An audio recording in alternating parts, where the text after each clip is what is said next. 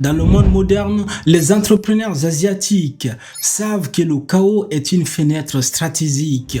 Ceux qui osent investir dans l'incertain deviennent les maîtres de demain. Et la vraie liberté n'est pas d'éliminer l'inconnu, mais de bâtir une organisation, une discipline et une vision qui transforment chaque imprévu en tremplin, en un pouvoir, mais aussi en un effort. Bonjour à tous et à tous, j'espère que vous allez bien, que vous êtes dans une vibration positive. Certains disent tout est un hasard et d'autres affirment tout est écrit.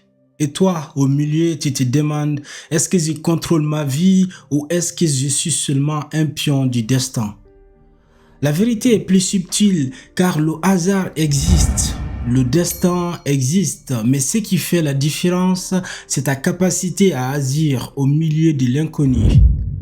Dire d'ailleurs que le hasard existe fait un énorme débat dans quasiment plusieurs domaines de la vie.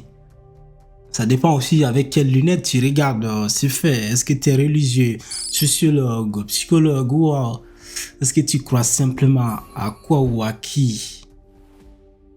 Aujourd'hui les amis, on va voir comment naviguer entre hasard et destin et surtout comment reprendre les rênes de ta vie quand tout semble incertain. En Orient, le poète persan Rumi écrivait « C'est toi la plume, c'est toi l'encre et pourtant le texte est écrit ». Très intéressant ce passage. Cette image illustre parfaitement l'équilibre. Il y a une trame que tu ne contrôles pas, mais tu as la responsabilité de la façon dont tu remplis ta page. En Afrique, on raconte souvent l'histoire de Soundiata Keïta, fondateur de l'Empire du Mali. Né infirme, il semblait voué à l'échec. Le hasard de sa naissance aurait pu le condamner, mais par la volonté, par la stratégie et l'alliance, il a bâti un empire qui reste encore dans l'histoire aujourd'hui et connu quasiment de tous. La psychologie moderne parle du locus de contrôle. Les personnes qui croient que tout dépend du hasard sont passives. Celles qui croient que tout dépend d'elles-mêmes deviennent actives, créatives et résilientes. La clé est d'accepter ce que tu ne contrôles pas, mais d'agir avec puissance sur ce que tu peux transformer. Là, on est dans pur stoïcisme, là, pour ceux qui s'intéressent un petit peu ou davantage à la philosophie. Les neurosciences montrent aussi que l'inconnu stimule la plasticité. Voilà, je crois que c'est le bon mot. La plasticité cérébrale. C'est-à-dire, chaque imprévu est une opportunité d'apprentissage, pas seulement une menace. Vous voyez?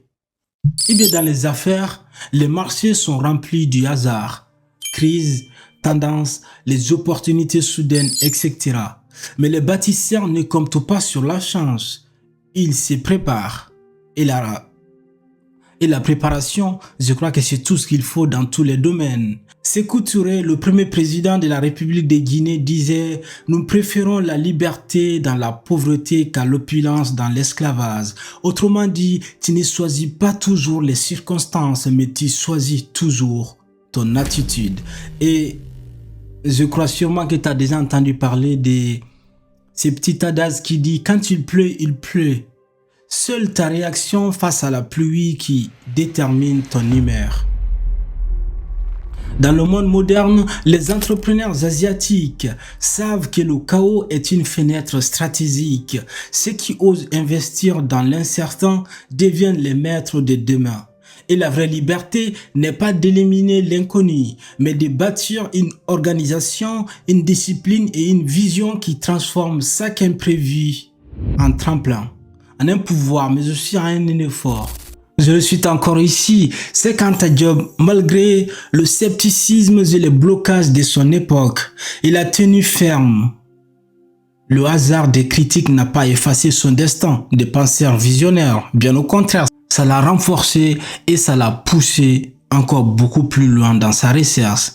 Steve Jobs, que vous avez sûrement entendu parler ou que vous le connaissez sûrement, son renvoi d'Apple aurait pu être un échec définitif.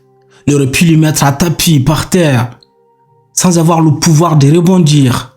Mais bien au contraire, il en a fait une étape pour devenir plus fort. Prophète Youssouf, que la paix de Dieu soit sur lui, vendu esclave ou vendu comme esclave par ses frères. Un hasard tragique qui a bouleversé le sens de sa vie pendant plusieurs années. Mais ce fut le sommet vers son destin de dirigeant en Égypte. Si tu as besoin d'applications concrètes dans ta vie, je te dirais tout simplement, fais la paix avec l'incertain, fais la paix avec l'imprévisible. Accepte que tu ne contrôles pas tout et tu ne pourras pas tout contrôler, bien évidemment. Et deuxièmement, développe des systèmes. Oui, développe des systèmes, c'est-à-dire épargne, discipline, compétences. Ce sont tes boucliers contre l'imprévisible. Tu vois? On a parlé des choses que tu ne peux pas contrôler. Mais là, on parle des choses que tu peux contrôler. Tu peux contrôler ton épargne.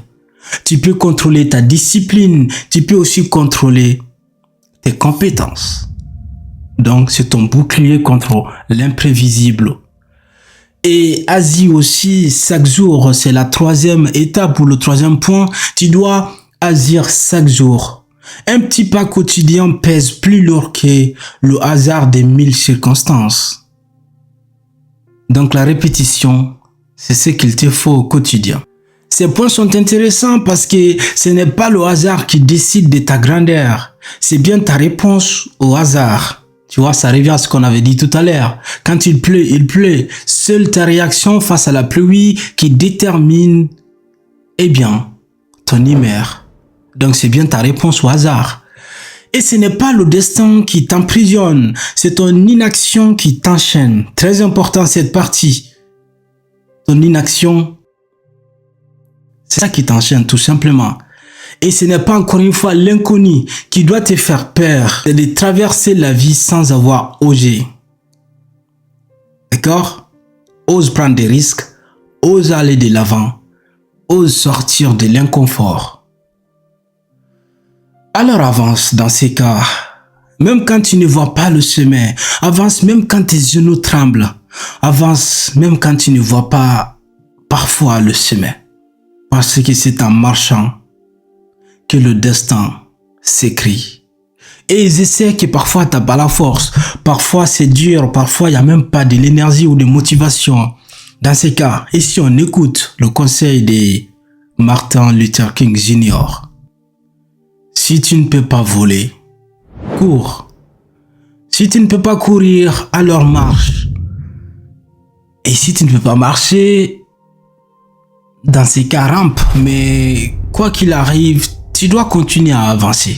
Et pour finir, et si on se demandait, et si on se posait la question, hasard ou destin, peu importe, ce qui compte réellement, c'est ta manière de jouer ta partie. Ce qui dépend de toi. Fais de chaque imprévu une école et fais de chaque échec un tremplin. Mais aussi fais de chaque instant une victoire sur toi-même. Car avant tout, c'est une guerre contre soi. Ce n'est pas une guerre contre celui qui te déteste au travail là. Ce n'est pas une guerre contre ton voisin qui t'aime pas.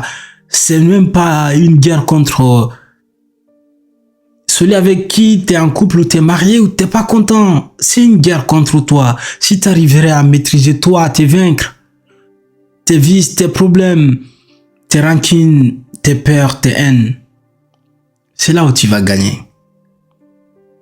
Voilà, c'est essentiellement tout pour aujourd'hui.